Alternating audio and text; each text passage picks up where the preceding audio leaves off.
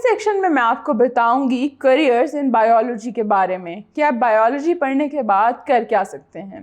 अब हम लोगों के साथ एक मसला है कि we are often not told कि why do we study anything, कि हम अगर एक चीज़ पढ़ रहे हैं तो उसको पढ़ने के हमें क्या बेनिफिट्स हैं, हमारे पास क्या करियर ऑप्शंस हैं, क्या करियर प्रॉस्पेक्ट्स हैं। तो यहाँ पे मैं आपको बताऊंगी कि बायोलॉजी को पढ़ने के क्या बेनिफिट्स हैं और उसके बाद आपके पास क्या क्या ऑप्शंस हैं कि आप किस किस फील्ड में जा सकते हैं, जो कि पाकिस्तान के हिसाब से है कि यहाँ पे उसकी मार्केट डिमांड भी है। सो पहली बात आ जाती है मेडिसिन की या सर्जरी की। अब मेडिसिन या सर्जरी के बारे में मैं क्या बात करूं, क्योंकि आधे पाकिस्तान को डॉक्टर बनने का शौक़ है और क्यों ना हो, होना भी चाहिए। It's a very well respected profession. तो बात ये है कि डॉक्टर बनना चाहते हैं तो आपको बायोलॉजी से प्यार होना ज़रूरी है। अब डॉक्टर्स का काम ये है कि वो किसी डिज़ीज़ को डायग्नोस करें और उसे ट्रीट करें, लेकिन अब जब हम सर्जन्स पे चले जाते हैं तो सर्जन मोर स्किल्ड है, उसके पास ज़्यादा स्किल्स हैं। इतने स्किल्स हैं कि वो किसी बॉडी पार्ट या ऑर्गन को रिपेयर कर सकता है, उसे रिप्लेस कर सकता है और अगर चाहे तो रिमूव भी कर सकता है। अब अगर आपने डॉक्टर बनना है, उसके बाद सर्जन बनना है, तो उसके लिए बेसिक डिग्री MBBS ही है, वो आपने पहले करना है। उसके बाद आप स्पेशलाइजेशन कर सकते हैं, सर्जन बन सकते हैं किसी पर्टिकुलर ऑर्गन का या पर्टिकुलर काइंड ऑफ डिजीज़ का भी। लाइक एक स्पेसिफिक ऑर्गन और डिजीज़ के ट्रीटमेंट के लिए भी आप स्पेशलाइजेशन कर सकते हैं। जैसे कार्डियोलॉजिस्ट जो हैं वो हार्ट की डिजीज़ से डील करते हैं, नेफ्रोलॉजिस्ट जो हैं वो किडनीज़ और आपका यूरिनरी सिस्टम और इन सारी चीज़ों के साथ डील करते हैं। अब बात आती है फिशरीज़ की। तो आप बाज़ार या किसी सुपरमार्केट में जाएं फ़िश ख़रीदने के लिए, तो शॉपकीपर क्या आपको बातें करेगा? वो सबसे पहले कहेगा इधर आ जाएं, ये वाली फ़िश बहुत अच्छी है। वो थोड़ी एक्सपेंसिव करके बताएगा कि ये समंदर की मछली है, बहुत फ्रेश है, आज ही आई है, that kind of marketing stuff. लेकिन ये बात majority of the time it's not true. Why? Because majority of the fish comes from fish farms, यानी कि फिशरीज़, उन्हें हम फिशरीज़ भी कहते हैं। तो अगर हमने फ़िशरीज़ के प्रोफेशन को अपनाना है तो उसके लिए भी बायोलॉजी की ज़रूरत है। फ़िशरीज़ में हम फ़िश प्रोडक्शन से डील करते हैं, उसकी ग्रोथ के बारे में बात करते हैं, हम ऐसी कंडीशंस को डिस्कस करते हैं जो उसकी ग्रोथ के लिए ज़रूरी हैं। उसके साथ साथ हम एक ऐसा एनवायरनमेंट फ़िश को दें कि वो इफ़ेक्टिवली रिप्रोड्यूस कर सके। हम ये भी डिसाइड करते हैं कि फ़िश किस क्वांटिटी में हार्वेस्ट की जाए कि उसकी ओवरऑल पॉपुलेशन पे फ़र्क ना पड़े। उसके साथ हमें उसकी फीड और वाटर क्वालिटी को भी देखना होता है। अब ये सारी की सारी चीज़ें हम फिशरीज़ के एक्सपर्ट बनने के बाद कर सकते हैं।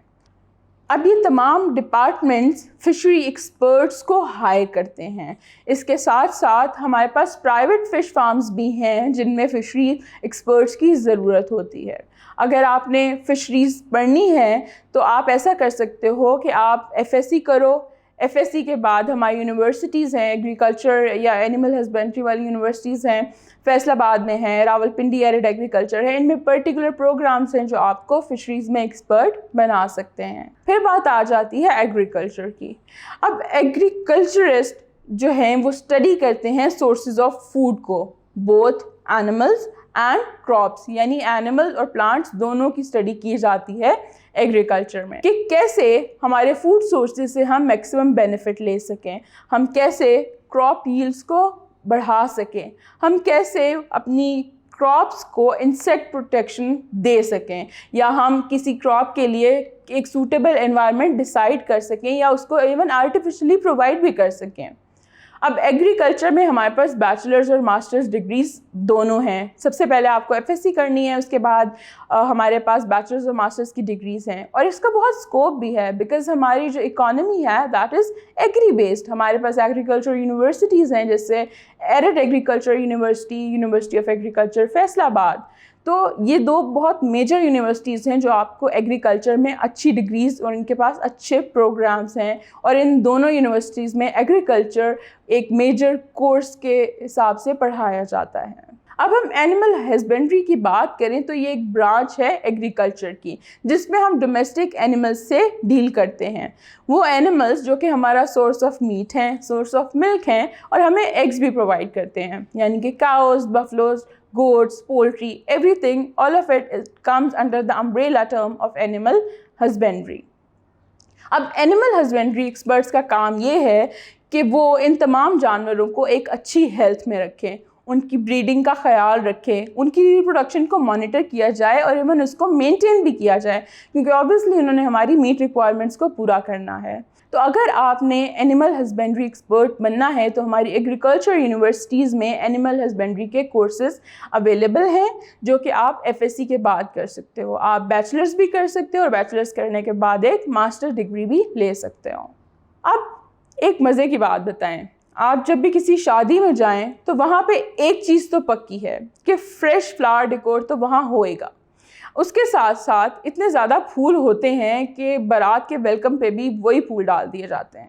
ہر جگہ پھول پھول پھول, دلہے کی گاڑی بھی پھولوں سے سجی ہوتی ہے. تو آپ نے کبھی یہ نہیں سوچا کہ یہ سارے پھول, اتنے سارے گلاب آتے کہاں سے ہیں؟ اب کوئی اپنے باغیچے سے توڑ کے تو نہیں لاتا. تو اس کا جواب یہ ہے کہ کمرشل گارڈن سے. اور ان کمرشل گارڈنز کو پراپر مینٹین کرنے کے لیے ایک فیلڈ ایگزسٹ کرتی ہے جسے ہم کہتے ہیں ہارٹی کلچر. یہ پروفیشنلی مینٹین گارڈنز ہوتے ہیں جس میں ہم افیکٹو ویز آف گارڈننگ کو ڈیل کرتے ہیں, اس طرح سے وہ گارڈنز خوبصورت بھی لگیں اور اس کے ساتھ ساتھ پلانٹس کی نیڈز بھی پوری ہو سکیں. اور یہ بھی کہ آرنامنٹل پلانٹس جو کہ بہت زیادہ وائڈلی ریکوائرڈ ہوتے ہیں ان کی بیٹرمنٹ پہ بھی کام کیا جا سکے کہ اچھی کوالٹی میں انہیں پروڈیوس کیا جا سکے. اس کے ساتھ ساتھ نیو ورائٹیز کو گرو کرنے کی کوشش بھی کی جائے. اور یہ سارا کا سارا کام ہارٹی کلچرسٹ کا ہوتا ہے. ہارٹی کلچرسٹ نے یہ بھی کرنا ہوتا ہے کہ ہائی ڈیمانڈ فلاورس کی پروڈکشن کو بڑھایا جا سکے. اس کا بھی سیم ہے کہ ہماری ایگریکلچر یونیورسٹیز ہی ہارٹی کلچر کے کورسز دیتی ہیں جو کہ آپ ایف ایس سی کرنے کے بعد لے سکتے ہو, بیچلرز اینڈ دین ماسٹرز. اور اس کی بھی بہت ڈیمانڈ ہے. ایون ہمارے گورنمنٹ جو آفیسز ہیں کچھ جو کہ ایگریکلچر سے ریلیٹڈ ہیں, پی اے آر سی ہو گیا, این اے آر سی ہو گیا, نب جی ہو گیا, ان میں بھی ہمارے پاس ہارٹی کلچر کی جو ویکینسیز ہیں وہ اویلیبل ہوتی ہیں. پھر بات آ جاتی ہے فارمنگ کی. فارمنگ کا مطلب ہے کہ ایک اسپیسیفک جگہ پہ جانور پالے جائیں یا وہاں پہ ڈفرینٹ کراپس یا فروٹس کو گرو کیا جائے. اب فارمنگ دو طرح کی ہو سکتی ہے, وہ پرسنل بھی ہو سکتی ہے اور کمرشل یوز کی بھی ہو سکتی ہے. فارمنگ کا میجر پرپز ہے to improve the quality and quantity of the goods, یعنی ڈیری فارمز میں ورائٹیز آف کاؤ اس طرح کی لی جائیں جو کہ ہمیں مورٹ مل دیں. وہاں پہ بریڈنگ ٹیکنیکس ایسی اپلائی کی جائیں کہ ہمیں ملک اچھی کوالٹی کا ملے اور زیادہ کوانٹٹی میں ملے. اب اگر آپ نے فارمنگ میں جانا ہے, چاہے وہ پرسنل ہے یا کمرشل ہے, تو آپ ایف ایس سی کے بعد ایگریکلچر یا اینیمل ہسبینڈریز اور ایون فشریز کے کورسز لے کے اس کے بعد فارمنگ کے لیے فلی ایلیجیبل ہو سکتے ہیں. پھر بات آ جاتی ہے فارسٹری کی. اب نام سے بھی پتہ چل رہا ہے کہ فارسٹ کو اسٹڈی کرتے ہیں ہم. اب فارسٹری ایکسپرٹس کا کام یہ ہوتا ہے کہ انہوں نے نیچرل فارسٹ کی دیکھ بھال کرنی ہوتی ہے, ان کو مینٹین کرنے کے لیے اسٹریٹجیز بنانی ہوتی ہیں جو کہ زیادہ تر گورنمنٹ کے لیے بنائی جاتی ہیں, اور یہ بھی سجیسٹ کیا جاتا ہے کہ کس طرح سے آرٹیفیشل فارسٹ گرو کیے جا سکیں. اب ہماری گورنمنٹ میں فارسٹ ڈپارٹمنٹ موجود ہیں, پروونشل گورنمنٹس میں بھی فارسٹ ڈپارٹمنٹس ہیں اور فیڈرل لیول پہ بھی ہیں, like federal ministry of climate change جو کہ ڈیل کرتی ہے فارسٹری کے ساتھ ان کی مینٹیننس اور ویل بینگ کے لیے.